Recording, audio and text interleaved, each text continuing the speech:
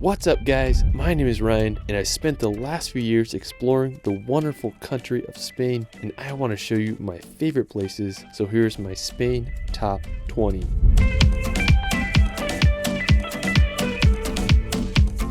Spain has to be one of my all-time favorite countries. It's home to some of the world's most stunning landscapes, intriguing history, and pure Mediterranean vibes. I've been to Spain 3 times now and I just can't get enough of this country. Let's start this video off at possibly my favorite island in the world, Mallorca. When you think of a Mediterranean paradise, this is it. Mallorca is home to crystal clear water, windy roads, and some of the world's best cliff jumping spots. When I started solo traveling, this was the first place I went to, so it will forever have a special place in my heart. One of my favorite places in Mallorca is Cala Varquez. Now to get to Cala Varquez, you can walk down this long dirt road and make it down to the beach. Now you're going to be blown away by the beauty of this place. I mean, it literally has everything from sandy beaches to prime cliff jumping spots. The combination of white limestone, green vegetation, and crystal blue water makes for one of the most beautiful places I've ever been. Now, when I was there, I did one of the biggest cliff jumps of my life, and I gained off this massive 60-foot arch. I mean, it was so freaking terrifying, but to this day, it's one of my all-time favorite travel memories. Another cool thing I did is me and my brother, we found these underwater caves, and we swam through them.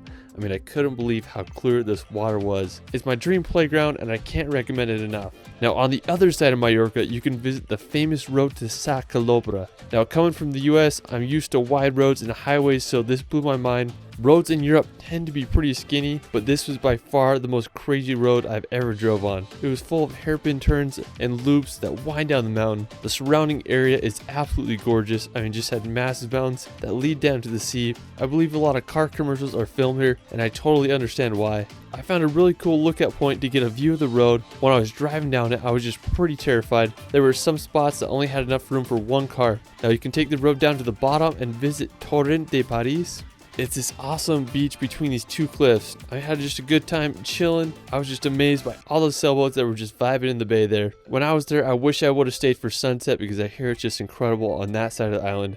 Anyways, I can't recommend Mallorca enough. It's just an amazing place. Alright, so after Mallorca, we're going to go ahead to the Atlantic Ocean to visit the volcanic Canary Islands. Now located off the coast of northwestern Africa, Canary Islands are home to some of the world's most unique landscapes. You might as well call them the Hawaiian Islands of Europe because that's what they remind me of. The biggest and most populated island on the archipelago is called Tenerife. Now it looks like a prime location to film the next Jurassic Park film. I mean, it's just so crazy out there. One of the craziest places in Tenerife is the cliffs of Los Gigantes. They are these massive sheer cliff walls that rise 800 meters out of the ocean. I mean, I felt like I was going to see a flying dinosaur soaring over those cliffs. You can go venture to the windy roads of the Masca Gorge, or you can explore the incredible seaside views at Playa Benhijo. I seriously just can't get over how beautiful this place is. Now, you can also head over to the nearby island of Fuerteventura. Being the second largest of the Canary Islands, Fuerteventura also offers some jaw-dropping landscapes. The Playa de Cofete is an incredible isolated beach with a backdrop of desolate mountains. One of my favorite places is the Parque Natural de Corralejo. It's home to a pristine area that has sand dunes that go right up to the ocean. I mean, just how freaking cool is that? Fuerteventura is such a unique location. Aside from Tenerife and Fuerteventura, the Canary Islands are also home to islands such as Lanzarote and Gran Canaria. Canaries are a place that I haven't visited yet, but you best believe I'm going there as soon as I can. After, we're going to head to northern Spain. Now, northern Spain is such a stunning region. It's full of green scenery, huge mountains, and an incredible coastline. Now, one of the most impressive cities in northern Spain is Bilbao.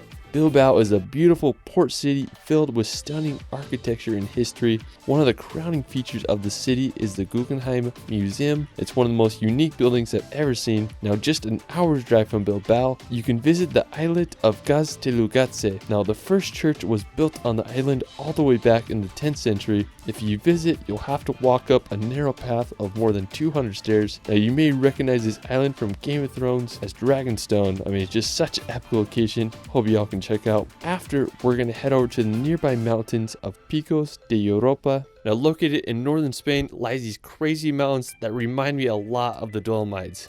This is just another place that I haven't been yet, and I just want to go so freaking bad. One of the most crazy and impressive places is Naranjo de Bulnes. Oh, it's this massive rock tower that shoots straight out of the mountain. I mean, just so freaking epic. I mean, I can't believe it. The highest point in Picos de Europa is Torre de Cerrero at an elevation of 2,650 meters. If you want to get lost in the mountains for a few days, you'll have to add Picos de Europa to your Spain travel list. After, we're going to visit the famous city of Barcelona. Now, when you think of Spain, this is what you probably imagine. Barcelona is home to incredible architecture, Mediterranean beaches, and an energetic vibe all around. The most iconic attraction in Barcelona is La Sagrada Familia. It's this Roman Catholic minor basilica that began construction over 138 years ago, and it still isn't finished. It's anticipated that construction will be finished in 2026, but who knows? All I know is one of the most unique buildings in the world, and I still can't get my head around that it's been construction since 1882. After Barcelona, we're gonna head over to the nearby mountains of Montserrat. Now, it's just a quick hour train ride or drive from Barcelona, making it a perfect day trip. Now, Montserrat is really cool because it has these really unique mountains that give a view of all of Catalonia. Now, when you get there, you can go take a cable car up to the Abbey of Montserrat, which is a mountain monastery that offers some incredible views. Now, there's a ton of hiking trails that lead you to a religious relic around the mountains. Definitely do some hikes once you're up there. I mean, it's just such a unique location, and you know me, I like my rocks. This place has a bunch of them. After, we're going to visit the city of Zaragoza. Now, located about 3 hours drive from Barcelona, Zaragoza is the 5th most populated city in Spain with a population of around 700,000. One of the most impressive features of the city is the Cathedral Basilica of Our Lady of the Pillar. It's believed that St. James was preaching the gospel in Spain around 40 AD when the Mother of God appeared to him on the banks of the river here and instructed him to build a church in her honor. Soon after, a little church was built, but this massive church you see today began construction in 1681 and took nearly 300 years to finish. I mean, I just can't believe how massive it is. Now, while we're still on the topic of St. James, we're going to head to northwestern Spain to visit Santiago de Compostela. Now, what's really cool about this city is it's the location of the shrine of the apostle St. James. Now, since the 9th century, there has been a Catholic pilgrimage route named the Camino de Santiago, or in English, the Way of St. James. During the Middle Ages, it was one of the most important Christian pilgrimages to do. The beginning of the pilgrimage begins at one's home and ends at the shrine. The route passes through some stunning towns such as Logrono or Astorga. A lot of people will walk it, or you can also cycle it. I mean, it would just be such a fun trek to make one day. Now, afterwards, we're going to head over to the capital of Spain, Madrid.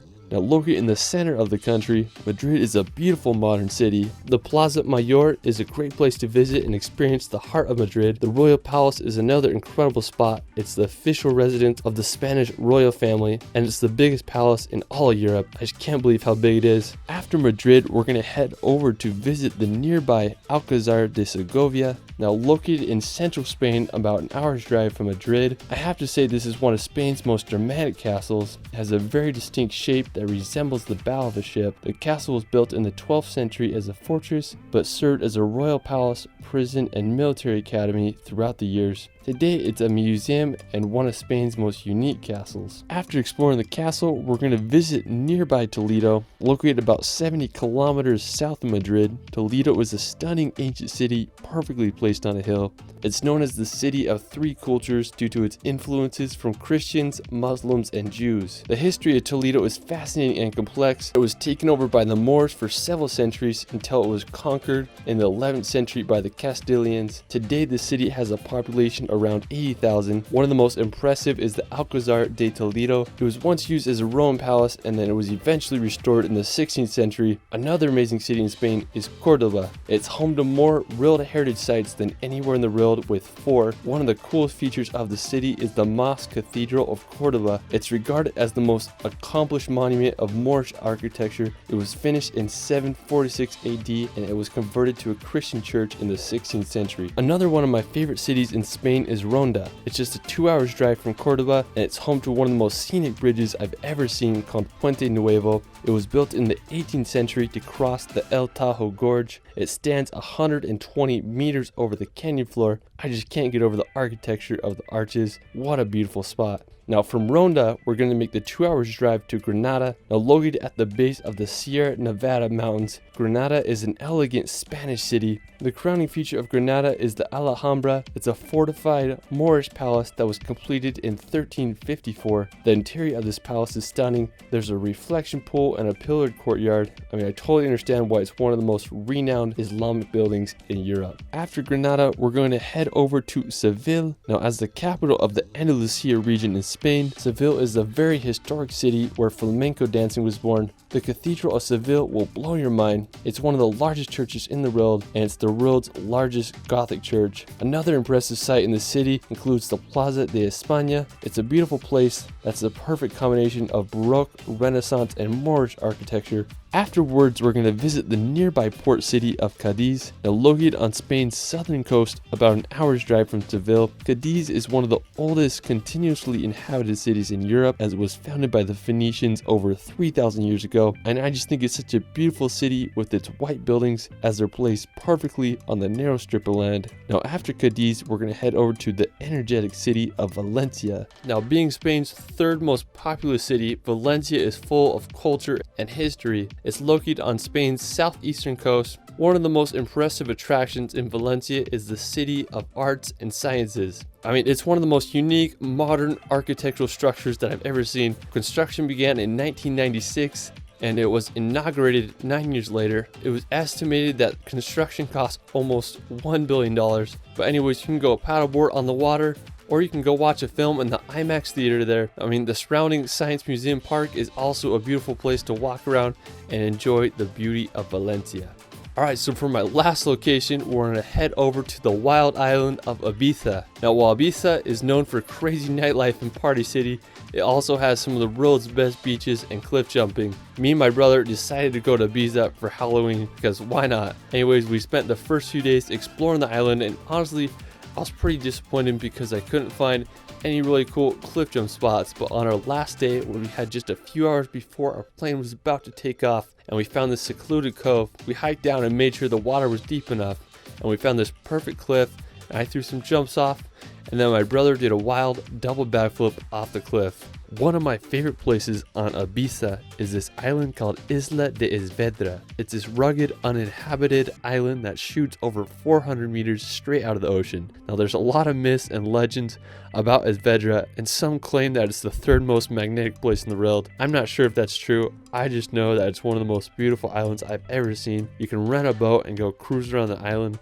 looking for some epic cliff jump spots, or just enjoy the beauty of this limestone island. Next time I'm in Ibiza, I'm going to make sure to go check out Esvedra and see if the myths and legends are true. Whether you want to go to Ibiza for cliff jumping or just partying with Kaigo, it's one of the most entertaining places to visit. Well, that is it for my Spain top 20. Let me know where your favorite place is in Spain in the comments below. I also started a relaxation channel where I post hour-long films with calming music to bring some peace and nature in your life. I'll be releasing a relaxation film on Spain very soon. You can find me on TikTok and Instagram at shirley.films. It's Ryan, and we will see you later.